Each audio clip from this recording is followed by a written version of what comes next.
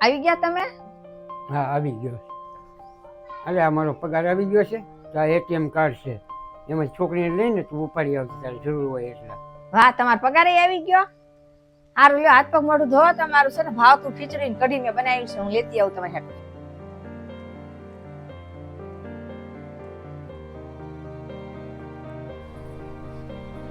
તમે શું વિચારો છો? હજી જમવા ન બેઠા? કાંઈ નહીં. જ્યારે મારી એક કામ નહોતું ત્યારે હું ત્યાં ખાવાનું માગતો હતો ત્યારે તું મને શું કહેતી હતી એ તને યાદ છે? ખાવાનું આપી દે ને, મને ભૂખ લાગી છે. હા, તમારે તો આખો દિવસ કામ જ ચિંતા કરવું છે ને મને.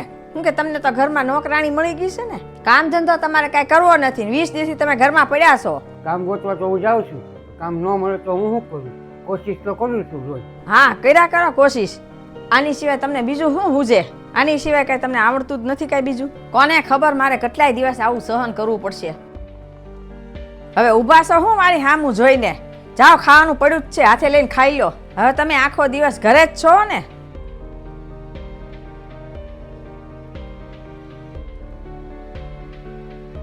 ચાલો કાંઈ વાંક નથી. જે વ્યક્તિનો દિવસ ખરાબ હોય ને એ પૂરેપૂરી કોશિશ કરે જ છે કે એ પોતાની પરિસ્થિતિ સુધારે જ છે.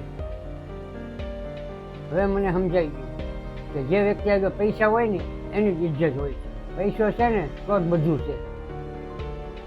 જ્યારે મારી આગળ કામ નહોતું ત્યારે રોજ તું મારી આગળ બાતચીત હતી ને નાની નાની વાતમાં તું મને બધું સંભળાવતી હતી. જ્યારે હું તારી આગળ ખાવાનું માગતો હતો ત્યારે તું મને સંભળાવતી હતી.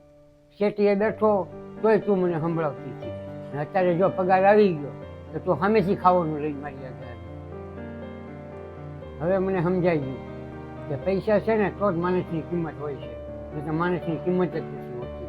જ્યારે જે વ્યક્તિ છે ને ખરાબ પરિસ્થિતિમાં હોય ને ત્યારે એની પરિસ્થિતિ સુધારવાની કોશિશ કરે છે.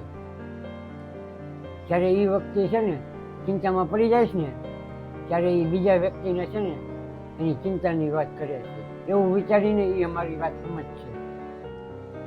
મેં કેટલી વાર કોશિશ કરી હતી એને ખબર છે. હું મારી ખરાબ પરિસ્થિતિમાં છે ને હું તારી આગળ મદદ માગવા આવતો હતો તો તું મને ઊંધું સંભળાવતી હતી. હું જાઉં તો કોની આગળ જાઉં? મા બાપ ને ભાઈઓ તો બધા ગામડે છે તો હું જાઉં ક્યાં આગળ? હું મારી મનની વાત તને કહેવા માગું છું તો તું કાંઈ સમજતી જ નથી. એમાં કાંઈ તારી ભૂલ નથી. જમાનો જ એવો છે કે સમય બદલાઈ જાય છે. મને માફ કરી દેજો. મારે છે ને તમને જ્યારે સાથ આપવાનો હતો ને ત્યારે મેં તમને સાથ ન આપ્યો. માફી માંગવાની કાંઈ જરૂર જ નથી. મારે તો તને એટલું જ કહેવું છે કે તારે કાંઈ સમજવું જોઈએ.